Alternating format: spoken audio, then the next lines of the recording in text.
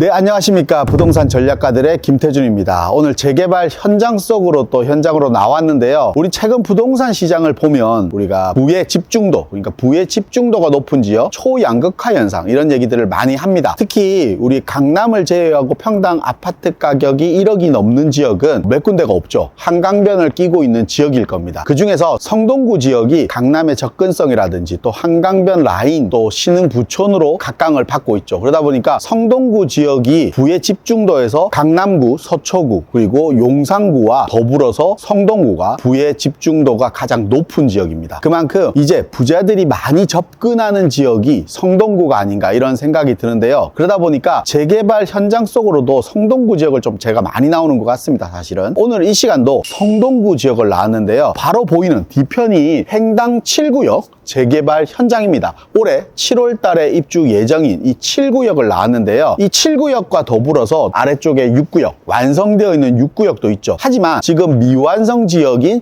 8구역도 아직 남아 있습니다. 8구역은 신속통합 후보지로 신청을 했다 미선정되었던 지역이 8구역이죠. 그럼 8구역 지역은 계속 미선정되어서 재개발이 추진이 안 될 것인지 아니면 재개발을 어떻게든 다시 재추진해서 한골 탈퇴의 행당동 지역이 될 것인지 이런 7구역과 더불어서 행당동 지역의 랜드마크가 될 것인지 현장을 들어가서 오늘 자세히 보도록 하겠습니다. 그럼 현장으로 들어가서 행당 8구역에 대해서 좀 자세히 보도록 하겠습니다.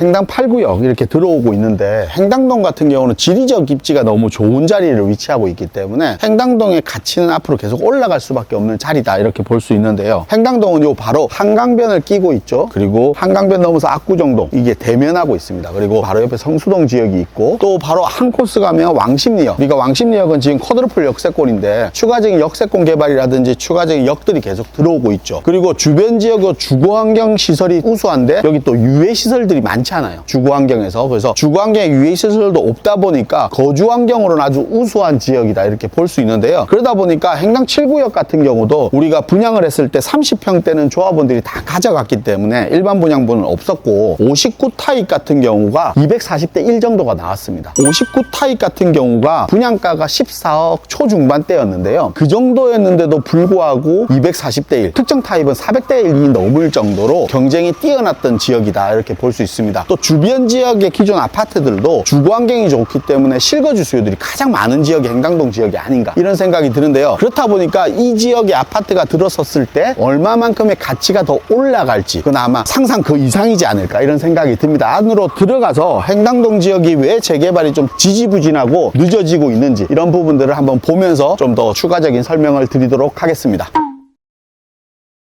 행당동 안을 이렇게 돌아보니까 노후도를 충분히 가지고 있는 지역인데도 불구하고 이 지역이 신속통합구역으로 미선정됐던 이유는 우리가 동의율은 62%, 동의율을 많이 받은 상태입니다. 하지만 반대율이 16.5%가 있었죠. 그 반대율이 우리가 흔히들 알고 있는 25% 이하일 경우에는 재개발 추진이 가능합니다. 하지만 16.5%를 받았는데도 미선정되었다. 그 이유를 좀 내부적으로 좀 자세히 들여다보니까 그 16.5%의 반대들이 노후 주택 그러니까 오래 거주하신 분들의 반대율이 좀 높았습니다. 그러다 보니까 오래 거주하신 분들 반대가 높다는 것은 재개발할 때 속도가 조금 더딜 수밖에 없지 않냐라는 게 성동구청의 판단이었던 것 같습니다. 그래서 미선정이 되었는데요. 이 부분을 어떻게 전환해 가는지 어떻게 사업성을 높여서 그분들을 설득해 가는지 그 과정들을 좀 들여다보면 앞으로 이 지역이 새로운 시작을 알리는 재개발 구역이 될 것인지 지금처럼 노후주택으로 계속해서 도심권에 유지될 것인지 알 수 있을 것 같은데요. 지금 보니까 올 8월 달에 재집행부가 출범이 돼서 지금 새롭게 진행하려고 합니다. 이 부분을 우리가 구역계를 좀 더 넓혀서 사업성을 좀 더 올리는 방안으로 준비를 하고 있는 것 같은데요. 그에 따라서 올 11월 달에 새 집행부에서는 구역계 변경을 해서 진행하는 거에 대한 찬반 투표를 했다고 합니다. 찬반 투표, 그러니까 설문조사죠. 이거는 동의율은 아닙니다. 찬반 투표에 거의 50% 정도가 찬반 투표에 참여를 했고 50% 참여한 수의 96%가 찬성을 했다고 합니다. 총 313명이 설문조사에 참여를 했는데요. 11명의 반대 빼고 302명이 찬성을 했다고 합니다. 구역계가 변경되게 되면 면적은 넓어집니다. 세대수는 훨씬 더 많아지겠죠. 하지만 조합원 수도 조금 더 늘어납니다. 하지만 구역계 면적이 넓어지는 것보다 조합원 수 늘어나는 것은 소소합니다. 엄청 작게 늘어나기 때문에 사업성이 훨씬 더 높아지고, 사업성이 높아짐으로써 원주민들한테 그런 부분들을 이해시키고 설득시키려고 노력하는 게 지금 새 집행부에서 하는 일인 것 같습니다. 와서 보니 그런 흐름들이 좀 계속해서 진행되고 있는 것 같습니다. 그래서 내년 6월 달까지는 우리가 연본동의, 재연본동의를 받을 수 없죠. 하지만 구역계를 변경하면 지금도 연본동의를 받을 수 있습니다. 그래서 그렇게 해서라도 빠르게 진행해 보려고 의지를 가지고 있는 게 새 집행부가 아닌가, 이런 생각이 드는데요. 또한 이 지역에 와서 생각 드는 게, 원래 노후주택, 그러니까 원소유주들의 반대율이 높았다는 것은 손바뀜이 없이 원주민이 그대로 살고 있다. 투자 수요가 접근을 많이 안 했다. 그래서 세대수가 많이 늘어나지 않았다. 결국 재개발에서는 사업성이 높다는 얘기로 또 되는 겁니다. 그만큼 사업성이 좀 높은 지역이 아닌가. 행당 7구역이 30평대가 없었다고 말씀드렸습니다. 아마 이 지역은 30평대도 일반 분양이 나올 것 같은데요. 아마 일반 분양 가격이 20억 정도 하지 않을까, 이런 생각이 듭니다. 일반 분양 20억에도 충분히 완판이 되고 경쟁률 높게 치열한 경쟁을 보일 지역이 아마 행당 8구역이 아닌가, 이런 생각이 드는데요. 좀 더 들어가서 행당 8구역에 대해서 좀 자세히 보도록 하겠습니다. 또 이 지역을 돌아보니까 이 지역은 노후 건축물이 높은데, 이렇게 재개발이 무산되고 나면 다른 재개발 지역을 가보면 또 신축 건물들이 많이 들어섭니다. 새로 이제 지금 재개발이 되지 않으니까 재개발되지 않는 땅을 매도하고 팔고 나가거나 그 판 자리에 또 새로운 빌라가 생기거나 하는 경우가 많죠. 하지만 이 지역은 1월 16일 날 건축 허가 및 착공 제한을 연장하면서 26년 1월 16일까지는 이 지역은 건축 허가 및 착공이 제한된 지역입니다. 그러다 보니까 새로 건축물이 생길 수가 없죠. 노후도가 그대로 유지된 상태에서 그대로 될 수밖에 없는 지역입니다. 이 성동구에서도 지금 뭐 속도면에서 16.5%의 반대율 때문에 속도가 좀 늦어질 거라는 걱정은 있지만, 이 지역은 어떻게든 재개발을 해야 되겠다는 의지를 가지고 있는 지역입니다. 그러다 보니까 허가 및 착공을 제한한 내용을 연장해서 그대로 유지시킨 게 아닌가, 이런 생각이 드는데요. 아마 이 지역은 재개발을 추진할 의지, 그러니까 주민들의 의지와 또 새로운 집행부의 의지, 성동구청의 의지, 3박자는 다 가지고 있는 상태입니다. 하지만 상가를 운영하는 원주민들도 조금 있고요. 그리고 임대 수익을 얻는 원주민들이 좀 있어 보입니다. 그러다 보니까 공동주택 비율도 많지만 단독주택 비율이 많아 보이기 때문에 이 단독주택을 보유하면서 임대 수익을 얻고 있으신 분들의 반대를 어떻게 찬성으로 전환해서 어떻게 수익을 보장해 준다는 내용으로서 이렇게 설득을 하는가, 그 부분이 아마 이 지역의 재개발의 속도와 재개발의 성공 여부가 결정되지 않을까, 이런 생각이 드는데요. 지금 아마 이런 내용들이 새 집행부에서는 다 알고 있는 내용이기 때문에 적극적인 움직임, 그리고 어떻게든 해보려는 움직임, 그런 노력들이 좀 보이지 않나, 이런 생각이 듭니다. 좀 더 안으로 들어가서 행당 8구역에 대해서 좀 설명드리도록 하겠습니다. 이번에 토지거래 허가구역이 해제되었습니다. 해제되다 보면 강남권의 아파트들, 해제된 아파트들이 지금 가격들이 계속 오르고 있죠. 호가들이 더 오르고 있다고 합니다. 그만큼 양극화 현상을 크게 보인다라고 볼 수 있는데요. 이제 입지가 뛰어난 지역과 그렇지 못한 지역의 양극화는 더 벌어지지 않나, 이런 생각이 드는데요. 이 성동구 지역은 입지가 우수하기 때문에 결국은 아파트 가격이 높아질 수밖에 없다, 이런 생각이 듭니다. 우리 재개발을 투자하시는 분들은 재개발이 제도적으로 문제가 발생해서 무산되는 경우가 많다라고 판단을 합니다. 재개발은 단 한 번도 제도적인 문제로 무산된 적은 없습니다. 재개발은 말 그대로 조합원의 이익으로만 움직이는 거죠. 결국 재개발은 사업성의 문제입니다. 돈이 남으면 재개발을 하는 것이고 돈이 남지 않으면 재개발을 하지 않는 것이겠죠. 반대 이유도 돈이 남지 않기 때문에 결국은 반대하는 겁니다. 이렇게 입지가 우수한 자리에 아파트 가격이 높아진다라고 하면 당연히 더 비싼 금액에 팔 수 있는 이런 재개발의 사업성이 나오게 되겠죠. 사업성이 나오고 돈이 되는데 반대할 사람은 없을 겁니다. 그만큼 재개발은 어떤 지역이든 제도적인 문제의 무산이 아니라 결국은 사업성 문제로 무산되거나 안 되는 경우라고 볼 수 있겠죠. 그만큼 비싸게 판다는 것은 그만큼 많은 돈을 벌 수 있다. 조합원에게 이익이 많이 돌아온다. 그러면 반대 이유들도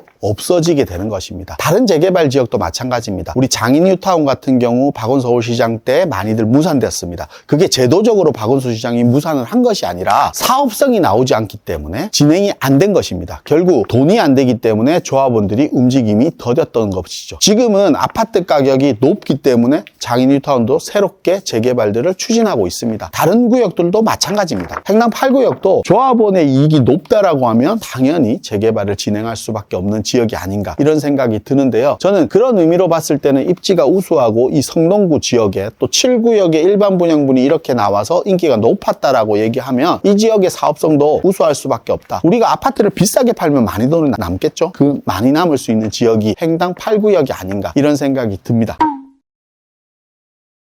재개발을 투자하다 보면 신속통합구역은 우리 토지거래 허가구역으로 묶이게 됩니다. 결국 재개발 투자하고 내가 아파트가 완성될 때까지 계속해서 보유해야 된다는 또 긴 시간 투자라는 단점을 안고 있죠. 하지만 토지거래 허가구역이 신속통합 같은 경우는 조합 설립 인가 이후에 해제를 해주는 추세로 변하고 있죠. 지금 이번에 6군데도 조합 설립 인가 이후에 뭐 신당 10구역이라든지 이제 해제가 되었습니다. 그만큼 신당 10구역이라든지 면목동이라든지 천호동이라든지 이런 지역이 신속통합 조합 설립 인가 이후에 토지거래 허가구역이 취소되었습니다. 그리고 2027년도까지 50군데가 넘는 곳을 해제한다고 합니다. 이제 이런 횡당 8구역도 지금 투자를 한다라고 하면 신속통합이 선정되고 또 조합 설립 인가를 득한다라고 하면 또 토지거래를 쉽게 할 수 있는 상태가 되겠죠. 그만큼 투자를 길게 보다는 또 단기적인 투자도 충분히 할 수 있는 게 이제 재개발 신속통합 구역의 투자 방법이 아닌가 이런 생각이 듭니다. 그래서 오늘 재개발 현장 속으로 횡당 8구역을 둘러봤는데요. 횡당 8구역은 두 번의 고배가 결국은 재개발을 무산하기보다는 새로운 우리 다지는